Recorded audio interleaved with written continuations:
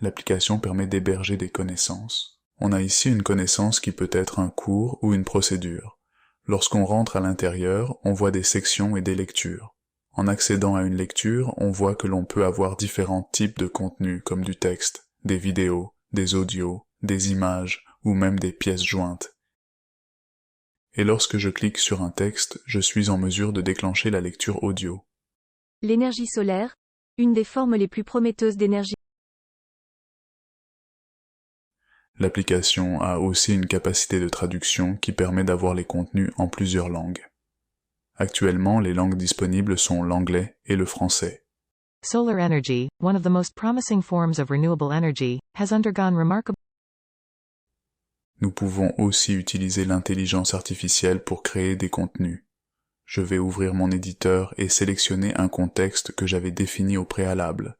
Je sélectionne Création et je lui fournis mon thème. Je génère le contenu et après quelques secondes, j'obtiens une lecture sur le coût et efficacité économique des énergies renouvelables. La fonctionnalité de recherche nous permet de poser des questions. Si nous demandons comment fonctionnent les panneaux solaires et les centrales solaires thermiques, le système va compiler une réponse en utilisant tous les textes pertinents à ma question. Pour cet exemple, j'ai utilisé la recherche intelligente qui génère une réponse. Je peux aussi faire une recherche sémantique qui fonctionne de façon similaire, mais sans générer de réponse. Je vais simplement recevoir tous les contenus pertinents à ma question. Je viens de poser une question sur l'énergie solaire et je reçois une vidéo sur des panneaux solaires.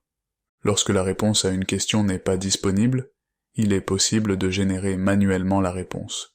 Toutes les questions qui sont posées se retrouvent compilées dans la section des questions. Les questions sont reformulées et celles qui ont le même sens sont regroupées ensemble. On peut voir combien de fois cette même question est posée, et on est en mesure de modifier la réponse.